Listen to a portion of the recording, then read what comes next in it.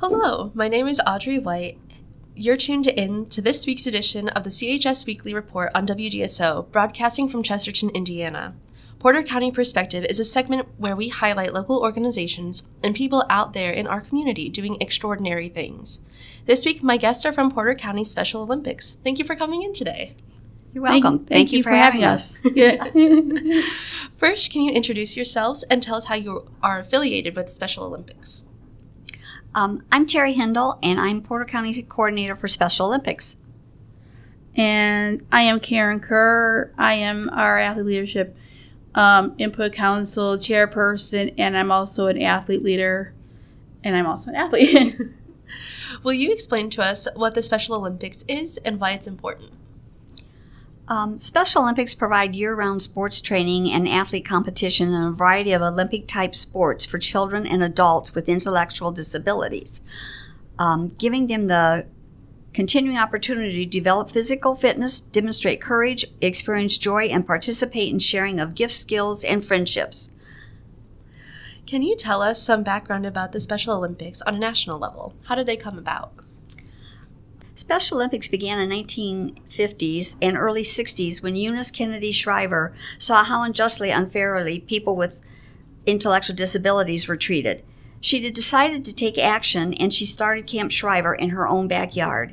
In 1968 in Chicago, Illinois, the first 1,000 athletes from the U.S. and Canada marched into Soldier Field with their state flags and banners held high. After that, the movement grew around the world. Do you know how many athletes participate in Special Olympics events, both organization-wide and locally? Organization-wide, there are over 5 million participants and unified sports in 172 countries. Locally, we have over 300 participating athletes. Indiana has over 16,000 athletes. In order for an athlete to participate in the events, what criteria needs to be met?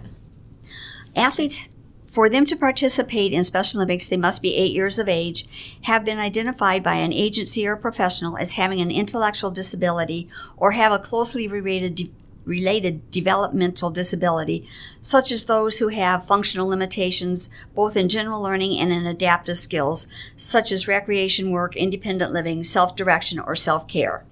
After this is established, the athlete needs to register with our Special Olympics Indiana on the state website and get a physical done and filled out by a doctor.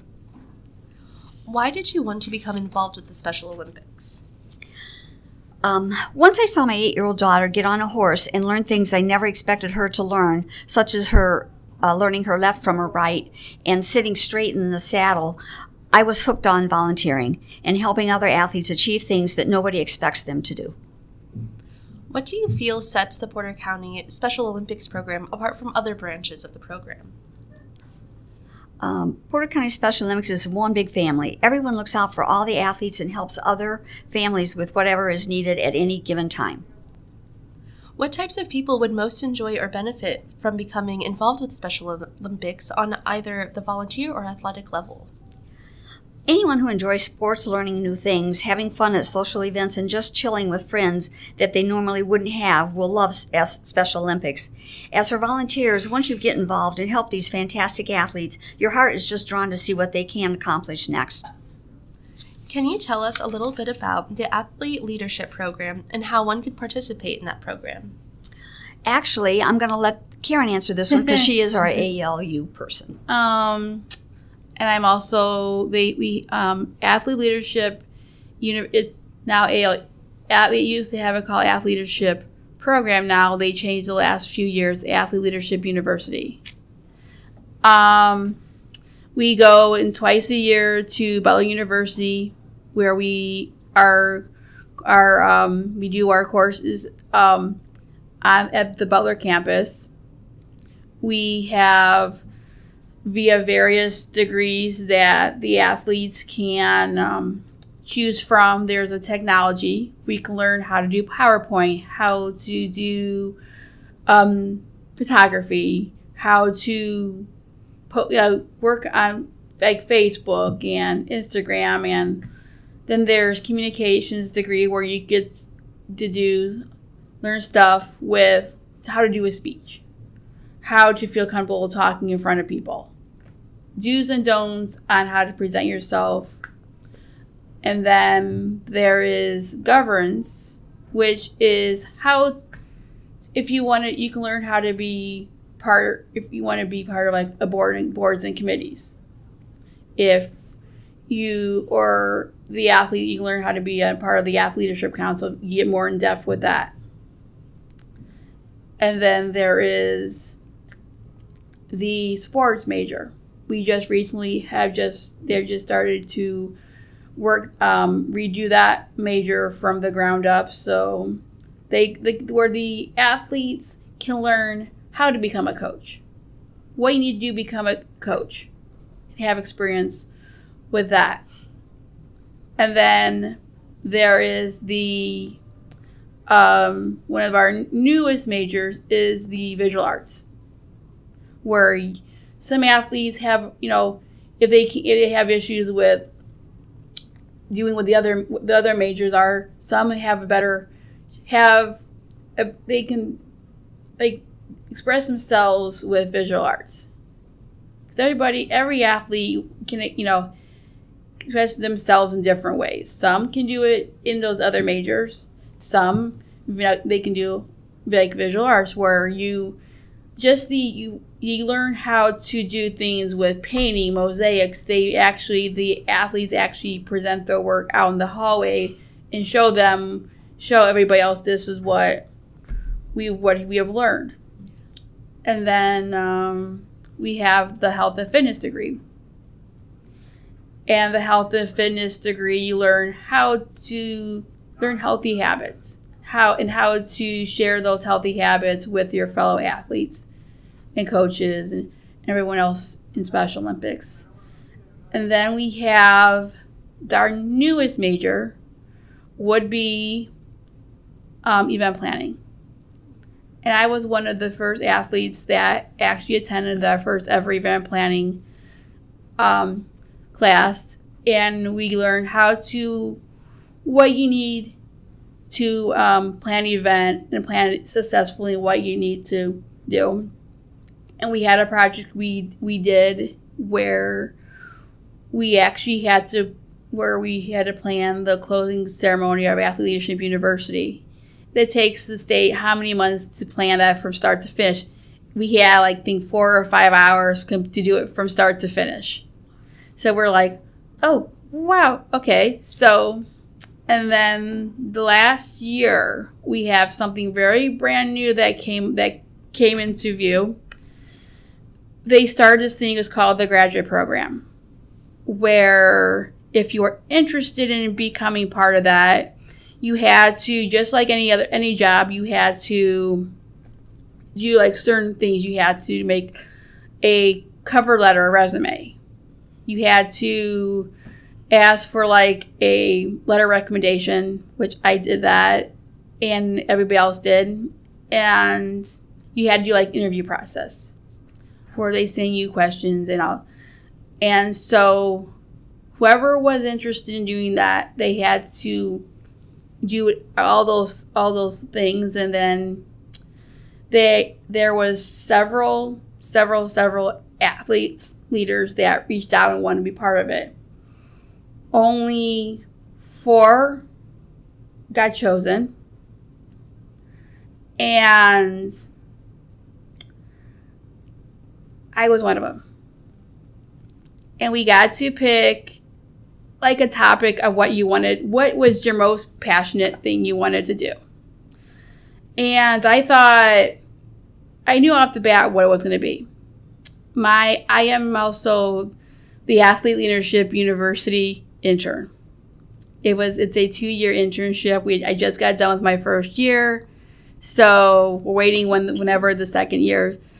And they decide to start the second year, and I've learned I do training sessions at Butler University. We did that the last 2 semesters.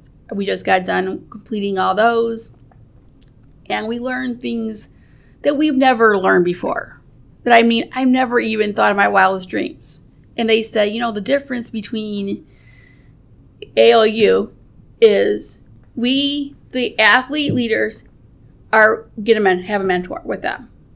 The mentors with ALU, with the typical classes versus the graduate program, are way different.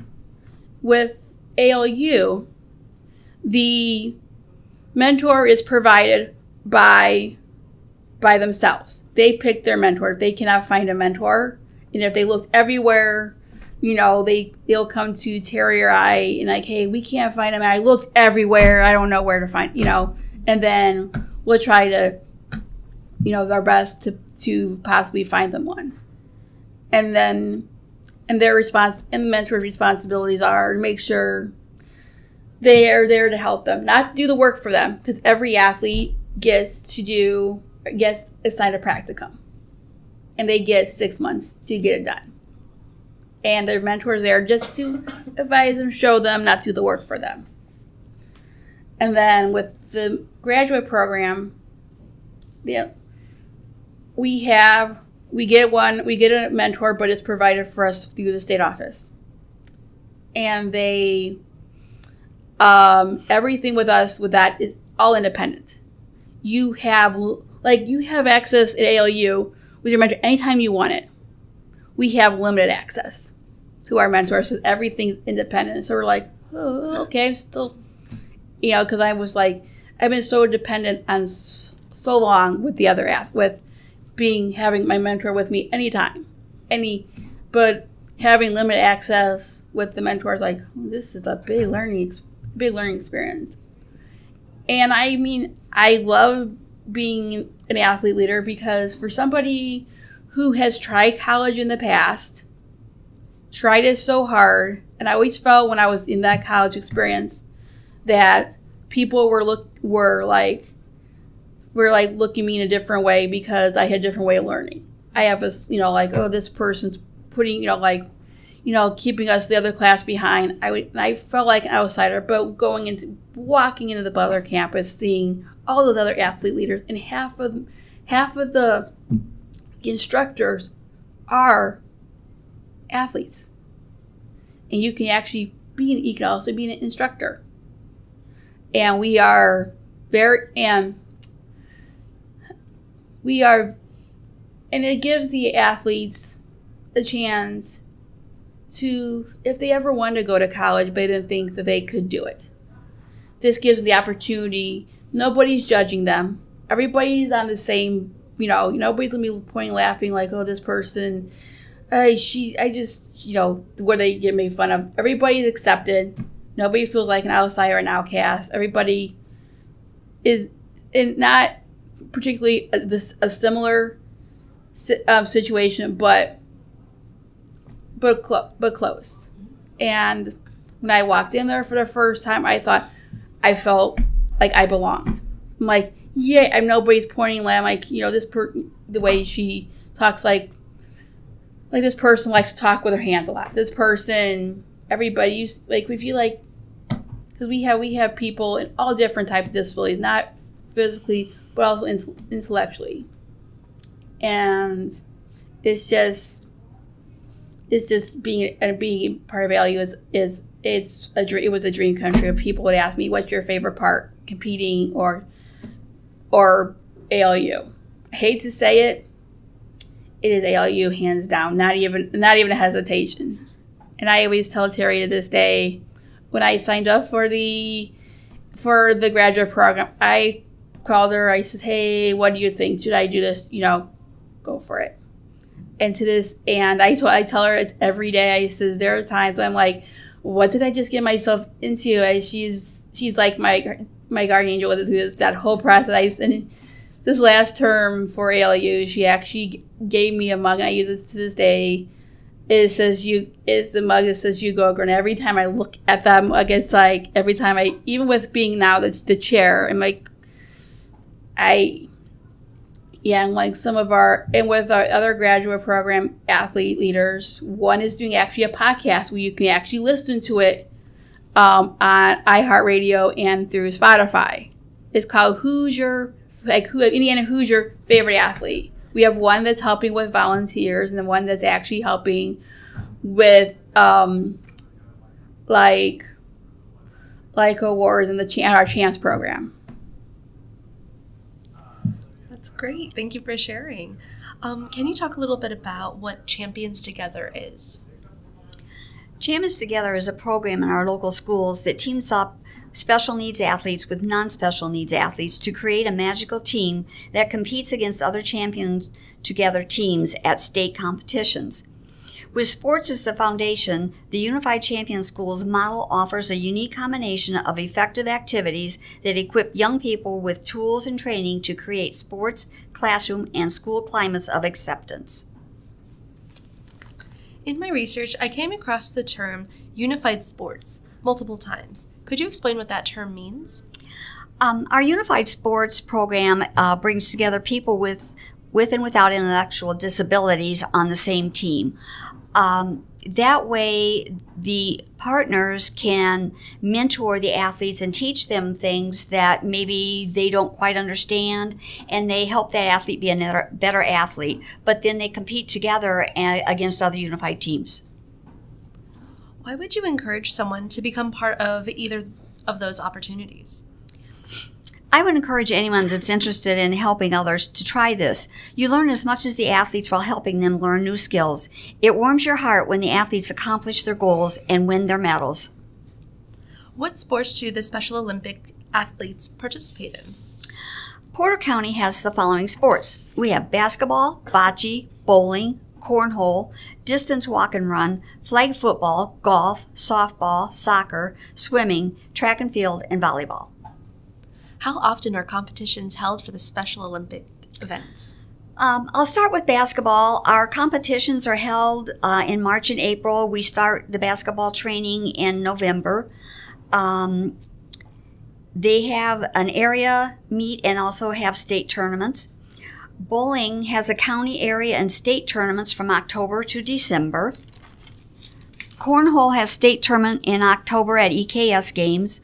Distance run and walk has a state tournament in October at EKS Games.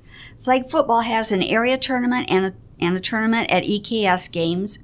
Golf has tournaments at area level and a state tournament at EKS Games. Soccer has a tournament at EKS Games. Softball has an area tournament and a state tournament at EKS Games. Swimming has an area meet in May and the state meet at Summer Games at Terre Haute. Track and field has an area tournament in May and a state tournament in June at Summer Games at Terre Haute. And volleyball has an area tournament in October and a state tournament at EKS Games in November. Besides winning scores, what other types of things do Special Olympic athletes gain from their participation? Special Olympians not only win ribbons and medals, but they also win friendships that they don't otherwise have. They learn patience, rules, taking turns, and courage. They also develop such friendships with their coaches and other athletes, so it's just a wonderful program. For those who want to get involved as a volunteer, what opportunities are available? We have coaching positions, scorekeeping positions, setting up sports equipment positions.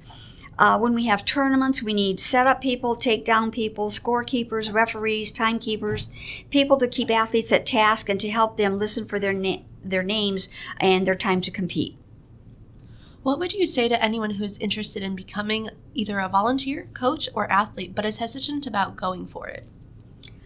If you're interested in volunteering, you really should try it. Just to watch an athlete succeed and win their first medal is so exciting for all. You realize that all of your hard work has really paid off. You've made a huge difference in someone's life. Can you tell us about any upcoming events and if there is still time to register for them?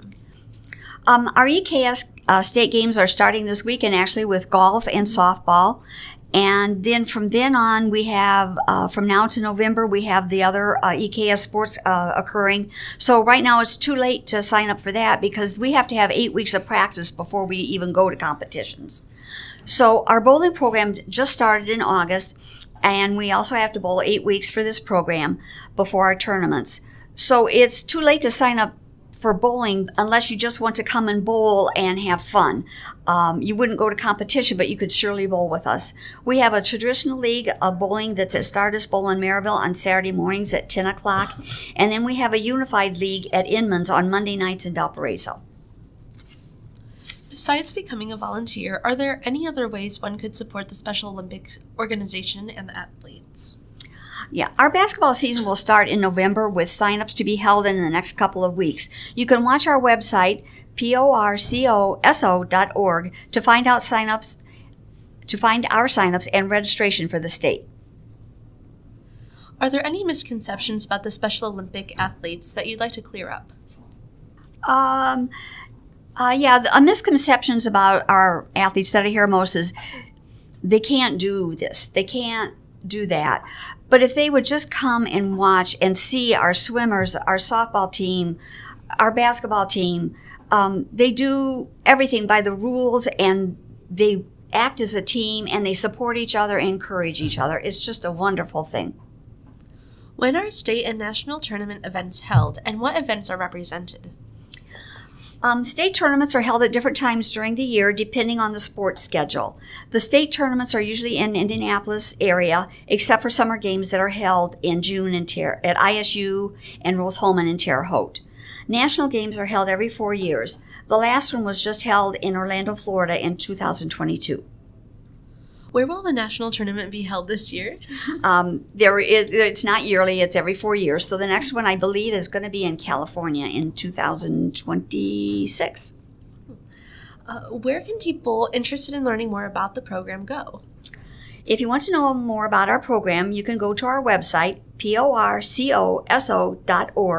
and read all about us. You can email questions to portercountyspecialolympics.org, or you can call 219-465-1323.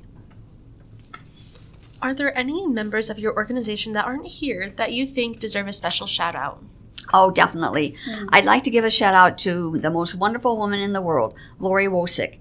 Lori started Porter County Special Olympics in 1968 and attended the first Special Olympic event at Soldier Field, taking 3 Porter County athletes with her.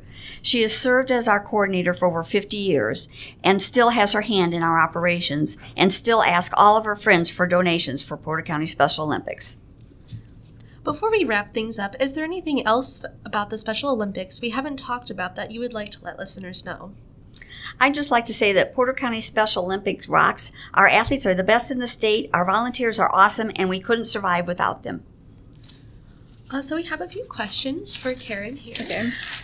How long have you been involved with Special Olympics? I have been involved in Special Olympics since 2014. What made you become interested in participating in the Special Olympics as an athlete? My roommate / friend Leanne is a Special Olympics athlete, and she would tell me stories all about her fun adventures, experiences she has had since becoming an athlete for Special Olympics. And I just thought, cool, this is, and I asked her one time, hey, can I see, is it okay for me to just look at a practice? Just see what it's all about before I decide if whether I wanted this is something for me. She said, well, I'll have to ask. So she did, and I looked in on a corn toss practice, and then lo and behold, I found out, I guess they needed somebody to fill in for somebody for the state competition for corn toss, because one of the other partners wasn't able to make it. So even though I've never done corn toss one day in my life, I practiced those practices, and I was a fill-in for corn toss. And I remember coming home that evening and having a conversation with my brother. He goes, how was your day? And I said to him, I think I just signed up for Special Olympics. Pure silence on the other end.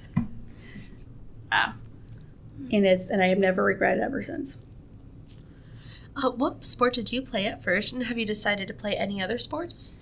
I started out with track and field, and I compete in the 50-meter dash, the softball throw, and the mini javelin. And since last year, and so I have, instead of the javelin starting last year, I am now doing the standing long jump.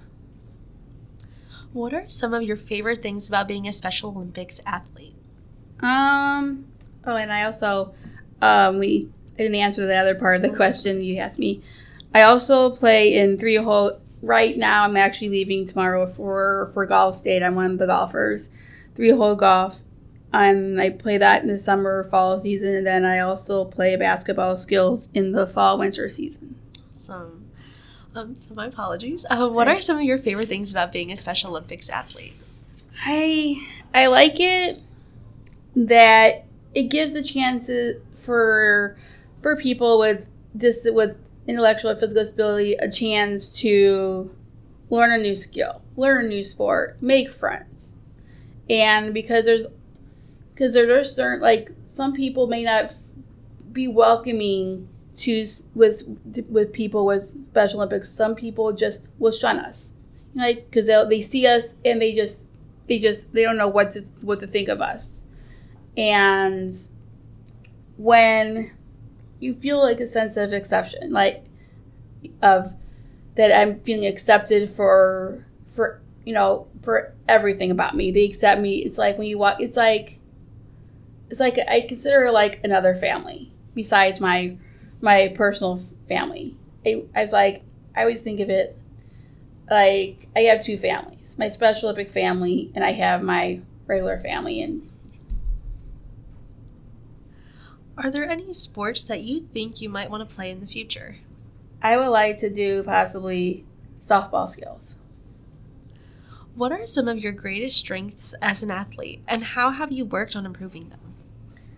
I was once a very shy person, and just being part of ALU, learning like those skills I learned in the speech class was to not to be afraid to voice your opinion. And the instructors would always say, "There's no dumb questions," because they were like, "This question might sound dumb." No, there's no dumb. There's nothing you can say that they'll think that. And I would say I'm a go-getter. Like I try to get things done as best as I possibly can. Like if somebody says, "Hey, Karen, we need volunteers to help with corn toss. We have more athletes and volunteers." I was the first one this year to, when it posted on Facebook. I'm not really a Facebook person, but I only look at like our report kind of thing if they ever.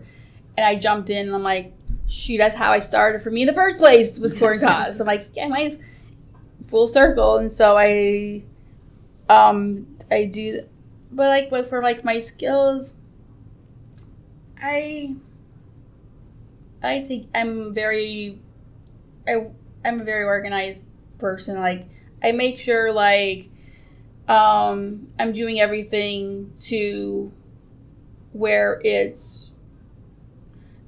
I'm not going against any policies or rules. And I make, like, especially I'm now our Athlete Leadership Council chairperson, and I make sure that our athletes are doing the best, basically are the best they can possibly be. And if there's things I want to work on with them, I think that the other people that have been chairs before me were kind of didn't even think about working on them with them, things that they never even thought. That's what I do that. But like there's always room for improvement.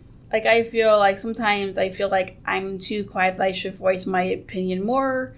I'm thinking, should I voice my chance? No, but then I still have those moments. Who are some of your heroes and why?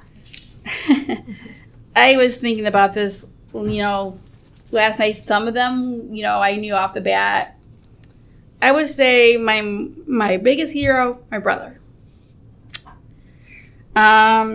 He has always been my biggest supporter, biggest cheerleader. The sky is the limit, Karen. It's nothing you cannot do. Shoot, he was the reason why I got into track, because he did track himself. And I would say my family, my friends, and a dear friend of mine that passed away last year, Deb. So she always told me, make me proud, girl, you always do. And to this day, I still hear her voice in my head.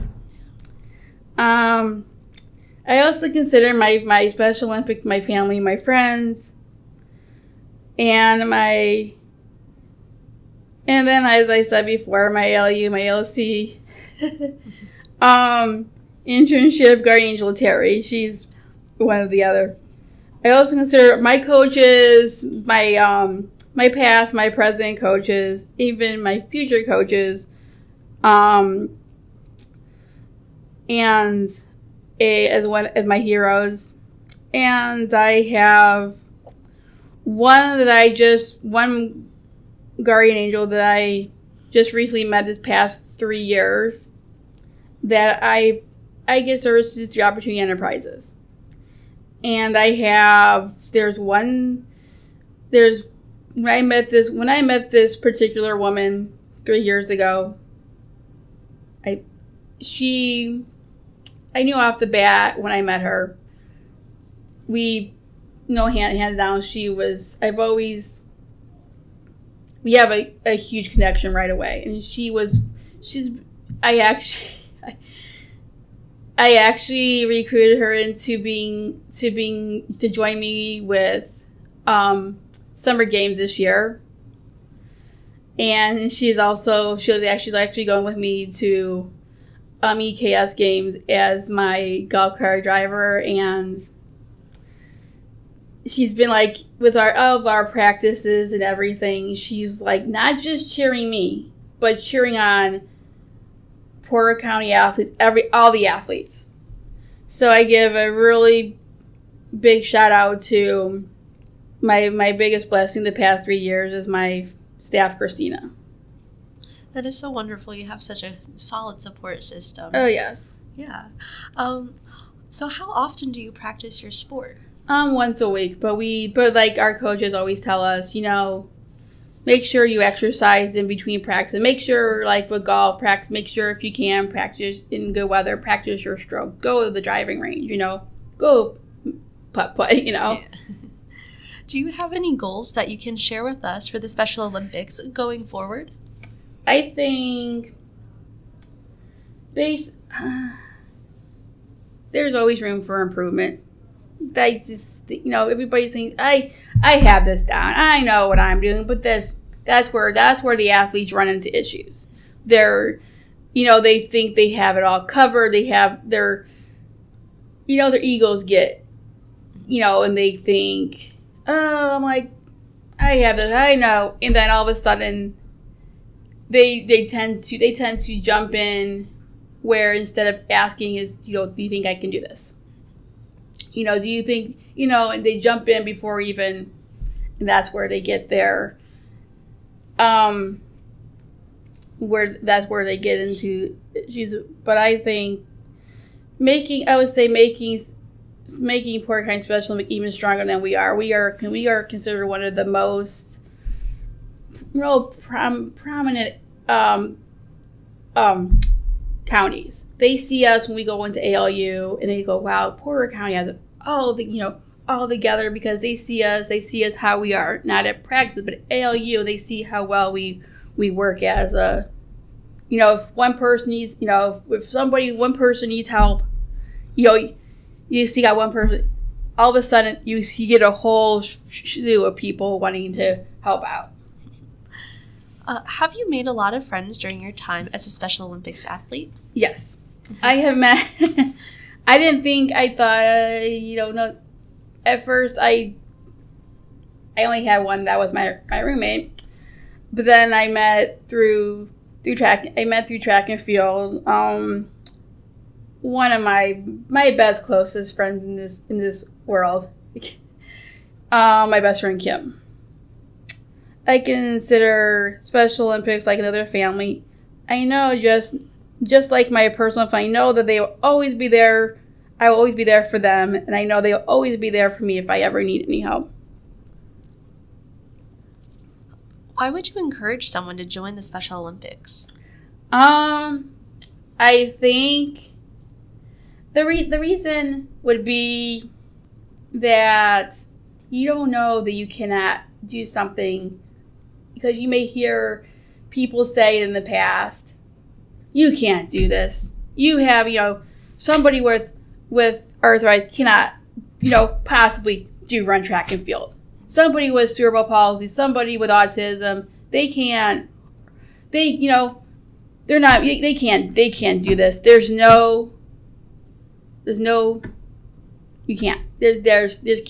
can't do that. We never think of the word can't. Can't is not even in our dictionary. Can. Like in our Special Olympic, we have a Special Olympic oath. And that oath is, let me win. If I cannot win, let me be brave at the attempt. We say that at every single sports competition. And we all these athletes believe in that every single time they compete. It's a very empowering message. Is there anything else you'd like to tell us about Special Olympics? I think if you're afraid to become a Special Olympic athlete, a volunteer, just try it out, because you may think this isn't for me, and even becoming an ALU mentor, because we're always needing those, and you may think this isn't for me, but then you experience a practice and you see, wow, I just didn't know what to think about this, and they come out with the biggest sense of pride, because I always think of it as Special Olympics. It's not just medals, ribbons, competitions, standing up on that thing, getting your award competition. It's a sense of satisfaction. You feel like a sense of accomplishment, of achievement. Getting even if it's a participation ribbon, we always feel like we accomplished something, that even if it's the lowest possible award, we don't leave anybody. Nobody is left out. That's going to wrap it up for this week's edition of the Porter County Perspective. I would like to thank my guests from the Porter County Special Olympics for coming in today and taking the time to talk to us about your tremendous organization. If you would like to listen to this interview again, it can be found on WDSO's YouTube page. This has been Audrey White, signing off.